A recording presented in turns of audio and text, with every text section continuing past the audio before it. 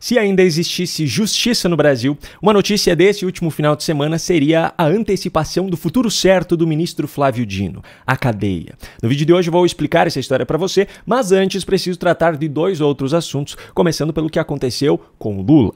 No último sábado, dia 19, o presidente sofreu um acidente doméstico no Palácio da Alvorada e foi levado ao hospital. Confirmando aquele velho ditado de que vaso ruim não quebra, apesar do traumatismo craniano sofrido com a queda de um banco, Lula já voltou à Alvorada e se recupera bem.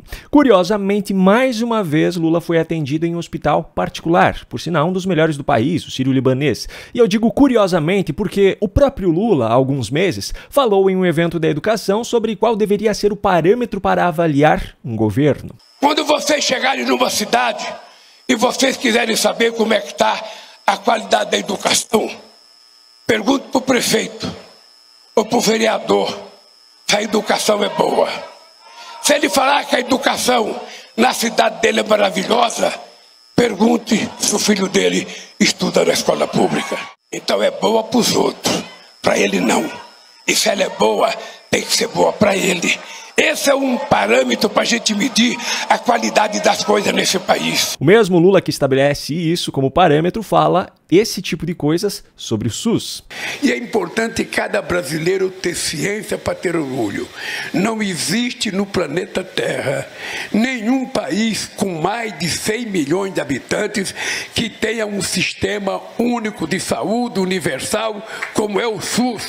Mas quando ele precisa, seja em uma situação de emergência, como foi o último sábado, ou em procedimentos programados, como a cirurgia no quadril que ele fez no ano passado, ele procura o Sírio-Libanês. Agora, já que um problema técnico no avião presidencial fez com que Lula decidisse comprar alguns novos aviões, não será surpresa para ninguém se, nesse caso, além da hipocrisia, ele ainda aproveitar para pedir um novo palácio presidencial porque o da Alvorada não está seguro o suficiente. Bom, por falar em presidente, lá nos Estados Unidos, Donald Trump fez campanha fritando batatas e entregando pedidos a clientes em uma unidade do McDonald's. Uma das clientes atendidas por ele fez esse pedido aqui. Oh my God! Oh my God! Look at all the fake news over there. Hello, everybody.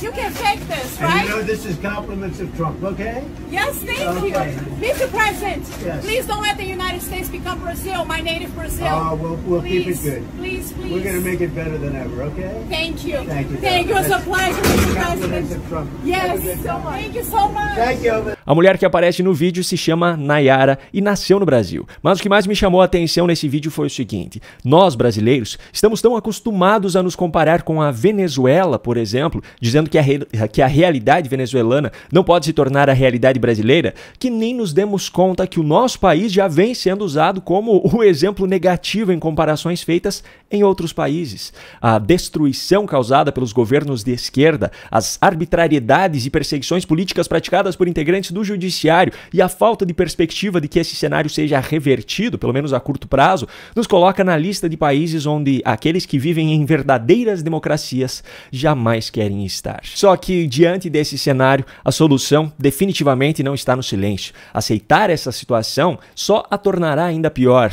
E eu tenho certeza que você frequentemente passa por situações em que militantes de esquerda tentam lhe empurrar as suas narrativas como se fossem a verdade. Pensando nisso, eu criei um material em vídeo chamado 12 estratégias para vencer debates contra militantes de esquerda. São 12 aulas no módulo principal, com 12 estratégias diferentes, 7 delas já presentes no e-book que eu disponibilizei há algum tempo, só que explicadas de maneira mais detalhada nesse curso, e mais 5 estratégias inéditas. Além dessas aulas, você terá acesso também a módulos bônus, como um acervo com vários debates históricos entre candidatos, desde a eleição presidencial de 1989, passando pelas disputas de 94, 2002, 2006, 2010, 2014, 2018 e 2022, e ainda o icônico debate entre candidatos a prefeito de São Paulo, onde aquela cena da cadeirada aconteceu. Todos esses vídeos na íntegra. Também como bônus, você terá acesso a algumas aulas com os principais ensinamentos de livros best-sellers mundiais que ajudarão você a se tornar imbatível contra a militância de esquerda. E que fique claro, isso não se aplica apenas a debates entre políticos, candidatos, em público. Não, vale para aquelas discussões do dia a dia com amigos, colegas de trabalho, familiares, etc.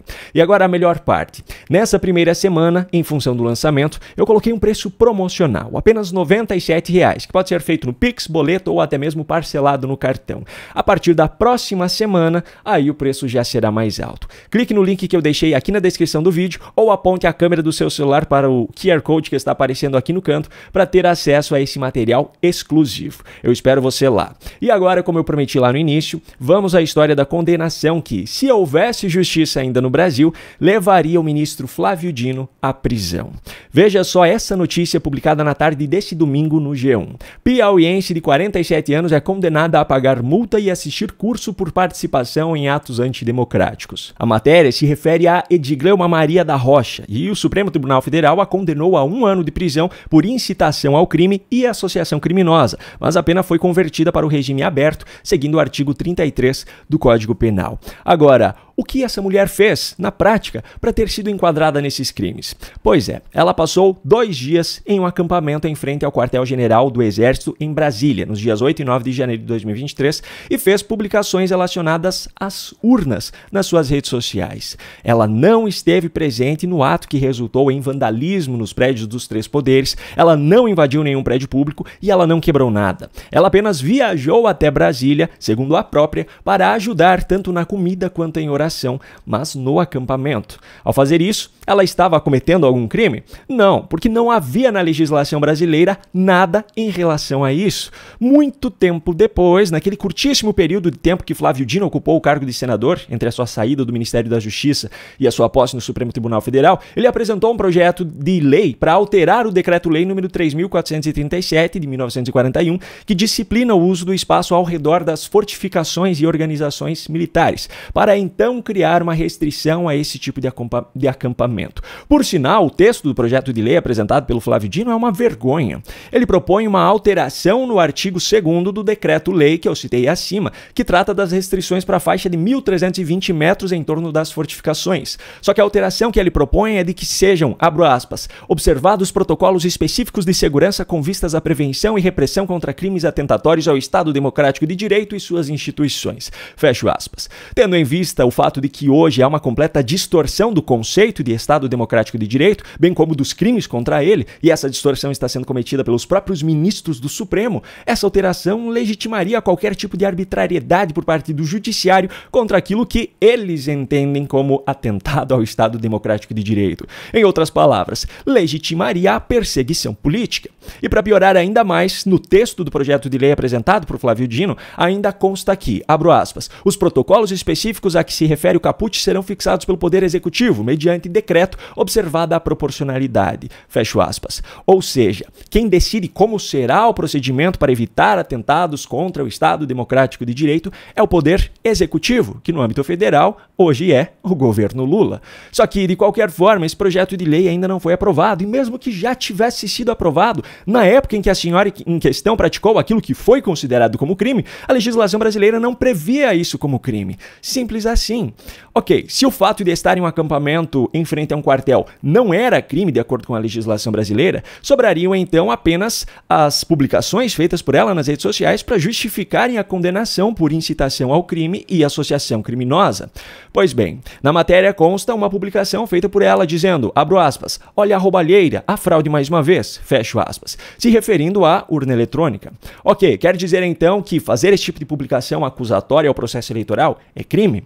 Bom, se for, então que seja condenado o senhor Flávio Dino, ministro do Supremo Tribunal Federal, que publicou no Twitter em julho de 2012, abro aspas, esse sistema propicia diversas fraudes, sem auditoria, fecho aspas, se referindo ao mesmo equipamento. Em agosto de 2013, o mesmo Flávio Dino publicou, abro aspas, hoje em Recife vi a comprovação científica de que as urnas eletrônicas são extremamente inseguras e suscetíveis a fraudes, fecho aspas. E essas são apenas 2 dentre a lista de publicações feitas por ele sobre esse assunto no passado. E aí, a lei não vale para Flávio Dino? Porque esse tipo de coisa leva uma cidadã de 47 anos a uma condenação, mas o mesmo não se aplica a um político que hoje é ministro do Supremo Tribunal Federal. Se existe justiça no Brasil e ela é imparcial como deveria ser, a condenação de Edgleuma não deveria levar Flávio Dino à prisão.